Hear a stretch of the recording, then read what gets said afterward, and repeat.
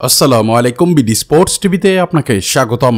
শেষ পর্যন্ত মোস্তাফিজ বিপাকে চেন্নাইয়ের পরবর্তী ম্যাচ নিয়ে বিস্তারিত জানতে ভিডিওটি না টেনে সম্পূর্ণ দেখুন।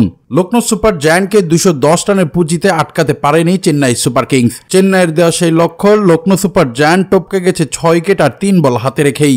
চলতি মৌসুমে এটি চেন্নাইয়ের চতুর্থ হার আর লখনৌ সুপার জায়ান্টের বিপক্ষে দুটিতেই হারল মোস্তাফিজের দল। তাই তো ম্যাচ শেষেও দলের হারের কারণ ব্যাখ্যা করেছেন চেন্নাইয়ের অধিনায়ক ঋতুরাজ গাইকোয়াদ।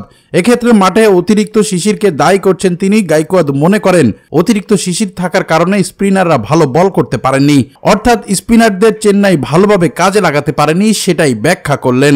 গতকাল নিজেদের ঘরের মাঠে এমএ চিদম্বর ক্রিকেট স্টেডিয়ামে চেন্নাইয়ের দুই স্পিনার মঈন আলী ও রবীন্দ্র জাদেজা 2 ওভার করে মোট 4 ওভার বোলিং করে খরচ করেছেন 36 রান।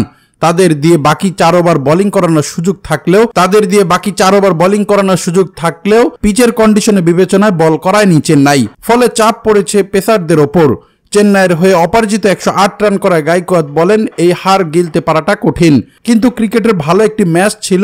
লখনৌ শেষ দিকে সত্যিই ভালো খেলেছে। 13-14তম ওভার পর্যন্ত আমাদের কাছে নিয়ন্ত্রিত ছিল ম্যাচ, কিন্তু এরপর স্টয়নিসের কাছে একাই নিয়ে গেছেন সেই তার দখলে। তবে দুর্দান্ত খেলেছে লখনৌ সুপার জায়ান্ট। তবে সর্বশেষ এদিকে মোস্তাফিজকে নিয়ে গাইকোয়াদ বলেন মোস্তাফিজের আসলে কোনো দোষ নেই, সে দুর্দান্ত বোলিং করেছে এবং আসরে সেরা বোলার আমাদের, আমরা এটা মানি এবং বিশ্বাস করি।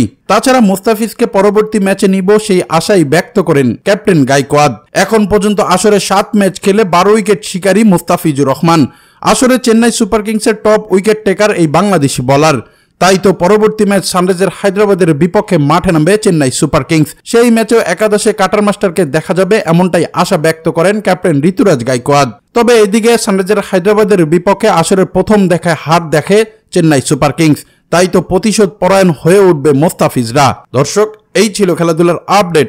পরবর্তী আপডেট সবার আগে পেতে চ্যানেলটি সাবস্ক্রাইব করে সঙ্গেই থাকুন।